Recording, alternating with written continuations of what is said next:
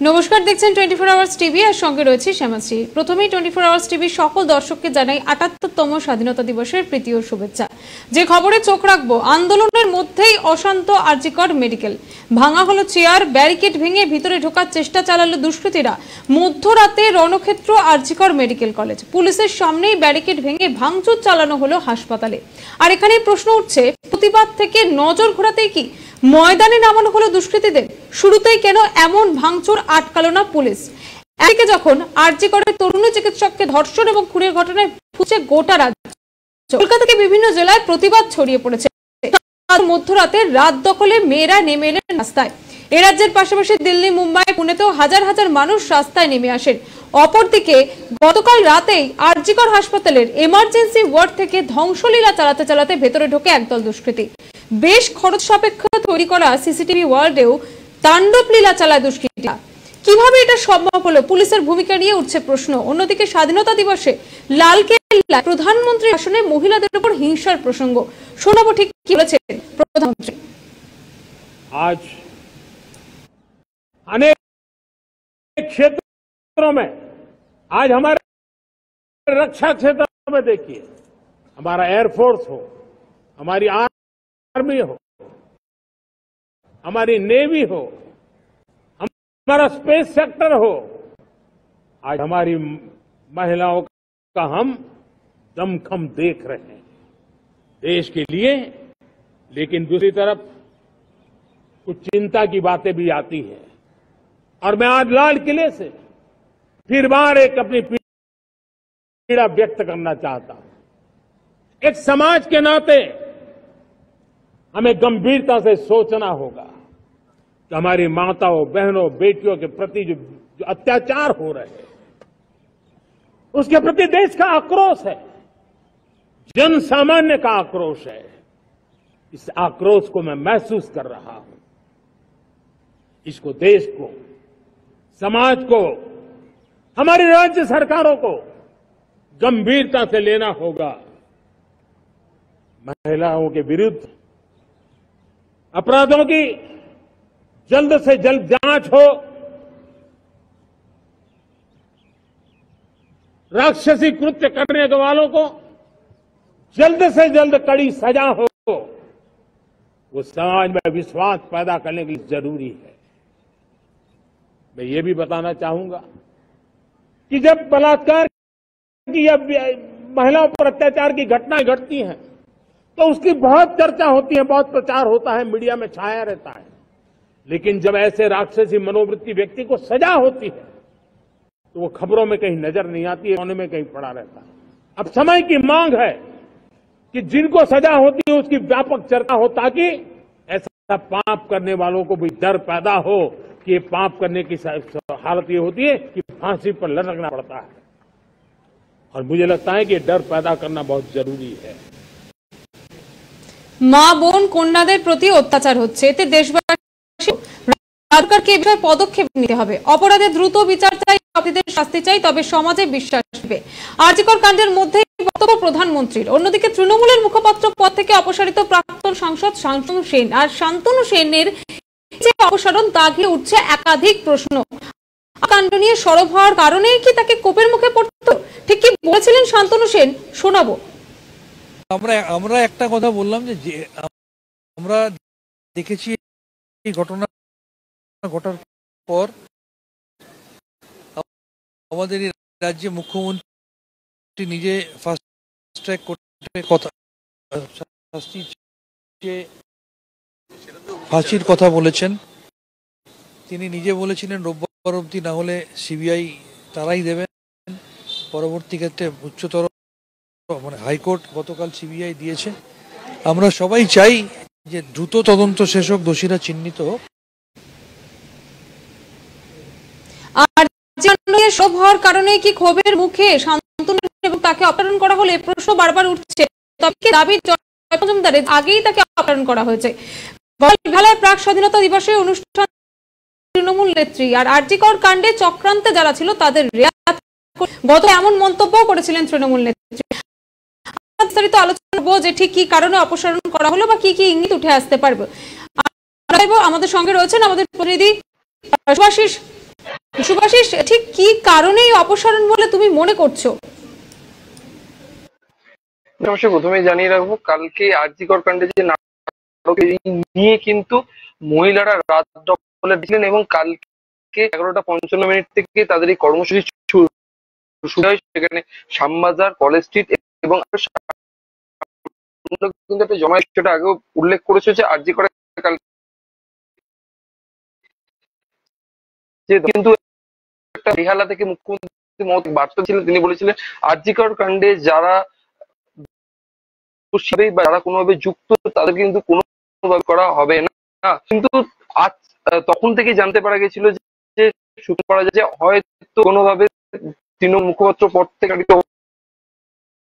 হতে পারে শান্তনু। কিন্তু আজ জয়প্রকাশ মজুমদার তিনি সাংবাদিক বৈঠক করে তিনি জানিয়ে দিচ্ছেন যে শান্তনু সেনকে ইতিমধ্যে অপসারিত করা হয়েছে। যে তৃণমূল যে মুখপাত্র পদটা ছিল, শান্তনু সেন কিন্তু সংবাদ বিস্ফোরক অভিযোগ করেছিলেন তিনি, আমার মেয়ের কিন্তু করছে, কি ঘটনা ঘটছে, তার মেয়ে যখন তখন এবং তারা কেউ ঠিকভাবে বিহেভিয়ার করছে, অংশগ্রহণ সেই নিয়ে তিনি মুখ খুলেছেন। পাশাপাশি স্ত্রী কাকুলি সেন তিনিও কিন্তু মুখ খুলে আওয়াজ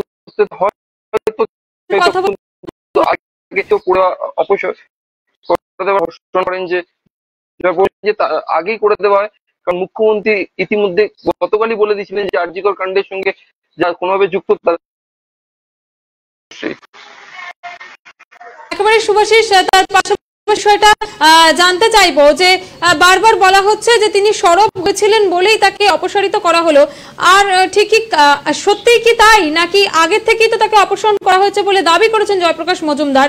তাহলে এখানে রাজনৈতিক তরজা কি দেখা যাচ্ছে? দেখো, রাজনৈতিক তরজা বলতে সেটা রাজনৈতিক তরজা শুধুমাত্র আরজি কর কাণ্ড নিয়ে যে শুরু হয়েছে তা নয়। তিনি যখন রাজ্যসভা সাংসদ হবার জন্য দ্বিতীয়বারের জন্য তাকে মনোনয়ন দেওয়া হয়নি তৃণমূলের পক্ষ থেকে, তখন থেকে কিন্তু সেই প্রশ্নটা উঠতে শুরু করে যে হঠাৎ কেন শান্তনু সেনকে বাদ দেওয়া হলো, যেখানে অন্যান্য রাজ্য পাচ্ছে নমিনেশন হিসেবে, কেনই বা বাদ পড়লো।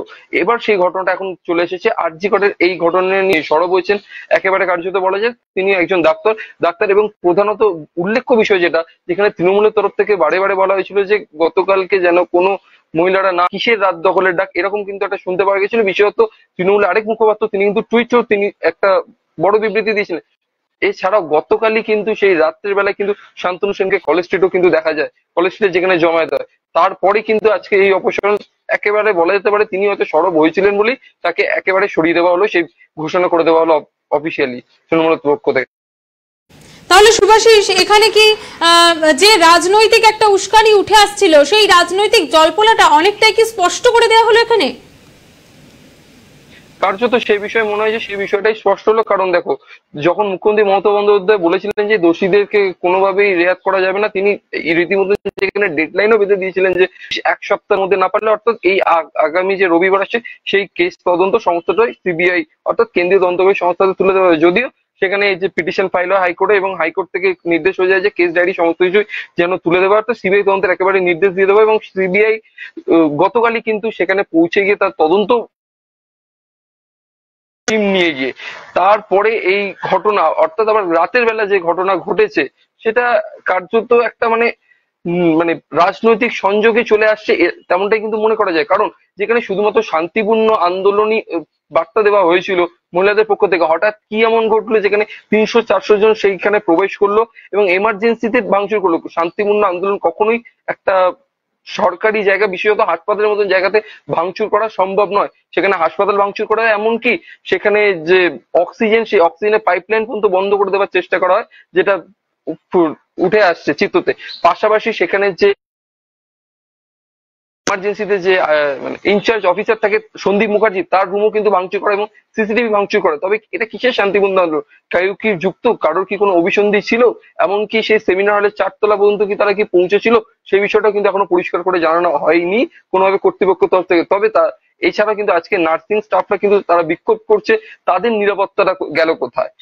কারণ কালকে আমরা দেখেছি পুলিশকে পালিয়ে যেতে হয়েছে, কারণ যেহেতু পুলিশ নীরব ভূমিকা দর্শন পালন করেছে এই ঘটনার সময়। পরবর্তীকালে পুলিশকে অ্যাক্টিভ মুডে দেখতে পাওয়া যায় এবং প্রচুর ফোর্স নেমে টিয়ার গ্যাসও চার্জ করে।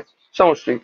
শুভাশিস, আরো একটা বিষয় যে এই যে আন্দোলন চলছে, বিক্ষোভ চলছে এবং গতকাল সারা রাত দখল করেছিলেন মহিলারা, এই সমস্ত কিছু থেকে খানিকটা রাশ অন্যদিকে ঘোরানোর জন্য বা খানিকটা দৃষ্টিপাত অন্যদিকে করানোর জন্যই কি এটা কি কোনো পূর্ব পরিকল্পিত পরিকল্পনা বলে মানে মনে করা হচ্ছে? এমনকি ইঙ্গিত পাওয়া যাচ্ছে যে রাতে হঠাৎ করে হাসপাতালের মধ্যে ঢুকে গেল এতজন মানুষ এবং তাদেরকে দুষ্কৃতী বলা হচ্ছে, তারা হঠাৎ করে ঢুকে গেল। কোথায় ছিল তখন প্রশাসন, কোথায় ছিল পুলিশ? পুলিশের ভূমিকা নিয়ে যেমন প্রশ্ন উঠছে, তার পাশাপাশি পূর্ব পরিকল্পিত বলে এমন কি কোনো বিষয় ইঙ্গিত পাচ্ছ? দেখো সমশ্রী, আমি আগে উল্লেখ করলাম বিষয়ত কালকে যে মহিলাদের রাত দখলের ডাকটা দেওয়া হয়েছিল, সেক্ষেত্রে কিন্তু তৃণমূলের বেশ কয়েকজন নেতা কিন্তু সেটাকে কার্যত দাগিয়ে দেওয়ার চেষ্টা করেছিল। এটা তাদেরই কর্মসূচি, যদিও সেই কর্মসূচি শুধুমাত্র প্রথমে কিন্তু মাত্র কলকাতার 3টে পয়েন্টে ঘোষণা করা হলেও শুধু কলেজ স্ট্রিট, যাদবপুর এবং একাডেমি ফাইন আর্টসের সামনে এই কর্মসূচি কিন্তু সারা দেশ জুড়ে কার্যত পালন হতে দেখা গেছে, বিশেষত রাজ্যের বিভিন্ন জায়গাতে, এছাড়াও দেশের অন্যান্য জায়গাতে, বিশেষত বেঙ্গালুরু, মুম্বাই এবং দিল্লিতেও কিন্তু পালন হতে দেখা গেছে। তারা কিন্তু বারংবার বলেছিল এটা কিন্তু রাম বাম অর্থাৎ বিজেপি এবং সিপিএম কে একেবারে কার্যত আক্রমণ করে তাদেরই কর্মসূচি, এটা অন্য কোনো কর্মসূচি নয়। কিন্তু সেক্ষেত্রে বলা হয়েছিল যে আপনারা যাবেন না, কিসের মহিলাদের রাত দখলের ডাক। তারপর কিন্তু সেখানে শান্তিপূর্ণ আন্দোলনের বার্তা দেওয়া হলো, হঠাৎ কি এমন হলো? তবে কি তাহলে সেই সেমিনার হল অব্দি কি পৌঁছানো হয়নি? তবে কি তাহলে এভিডেন্স ট্যাম্পারিং এর মতন কি কোনো ঘটনা ঘটেছে? সে বিষয়েও কিন্তু এখনো পর্যন্ত চূড়ান্ত কিছু জানায়নি হাসপাতাল কর্তৃপক্ষ এবং জানানো সম্ভব হয়নি। তারা কি আদৌ সেই অব্দি পৌঁছেছিল না? কারণ যেখানে পুলিশ নীরব দর্শকের ভূমিকা পালন করছিল, কি এমন হলো 8 ঘন্টা পরে পুলিশ অ্যাক্টিভ হলো? তখনই বা কেন ছেড়ে দিয়েছিল সেই 8টা ঘন্টা? কেন আগে থেকে পর্যাপ্ত পরিমাণ ফোর্স সেখানে মোতায়েন করা হয়নি? যদি মনেই করা হতো যে সেখানে এতটা জমায়েত বাড়ছে, তার আগে কেন মোতায়েন করা হয়নি? পরবর্তীকালে কেন মোতায়েন করা হলো এত পুলিশ ফোর্স? পাশাপাশি দেখো শান্তনু সেনকে এই সময় অপসারণ করা হলো, এই অপসারণও কি নাটকীয় বলে মনে হয়? দেখো সেই বিষয় তার মানে তাকে অপসারণ করার যে কথাটা, সেটা কিন্তু কালকে এক মানে সূত্র মারফত জানা গেছিল যে হয়তো তাকে সরিয়ে দেওয়া হবে আজকে। সেটা কালকে সন্ধ্যাবেলা থেকে জানা যায়। তিনি এক সংবাদ মাধ্যমে তিনি যখন বিস্ফোরক অভিযোগ করেছেন, তারপর থেকে শুনতে পাওয়া যাচ্ছিল কার্যত এই ঘটনা, তারপরে রাত্রি 12টার সময় ঘটনা, কার্যত হতে পারে কোথাও মিল থাকছে বা অভিসন্ধি কারোর রয়েছে পিছনে। একেবারে শুভাশিস, অনেক ধন্যবাদ। এতক্ষণ আমাদের সঙ্গে ফোন লাইনে ছিলেন আমাদের প্রতিনিধি শুভাশিস ঘোষ। যে বিষয় নিয়ে আমরা আলোচনা করছি, অপসারিত শান্তনু সেন একদিকে যখন রণক্ষেত্রের চেহারা নিয়েছে আর.জি. কর মেডিকেল কলেজ, আর সেই সময় ঠিক যখন মোমবাতি মিছিল সারা রাত দখল করলো মহিলারা, ঠিক সেই দিন রাতেই কিন্তু সশস্ত্র দুষ্কৃতী দল তারা ঢুকে গেল আর.জি. করে, সেখানে ভাঙচুর করলো, নার্সিং স্টাফদের রুম থেকে শুরু করে বিভিন্ন ঘর ভাঙচুর করেছে, আপনারা সেই ছবি দেখতে পাচ্ছেন। তার পাশাপাশি নার্সিং স্টাফরা তারাও কিন্তু এখন নিরাপত্তাহীনতায় ভুগছেন, তারাও কিন্তু আন্দোলনে নামছেন। এই পরিস্থিতিতে অপসারণ করা হলো শান্তনু সেনকে। কার্যতই রাজনৈতিক অভিসন্ধি নাকি রাজনৈতিক নাটকীয় কোনো পর্যালোচনা চলছে, প্রশ্নচিহ্ন কিন্তু থেকে যাচ্ছে।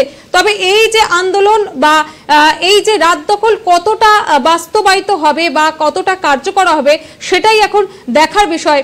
যদিও জানানো হচ্ছে সব পক্ষের তরফ থেকে, কেন্দ্র রাজ্য দুই তরফ থেকে জানানো হচ্ছে যে যথাযোগ্য শাস্তির ব্যবস্থা করা হবে, তবে কতটা যথাযোগ্য হবে সেই প্রশ্ন কিন্তু এখনো অনেকটাই ধোঁয়াশায় রয়েছে।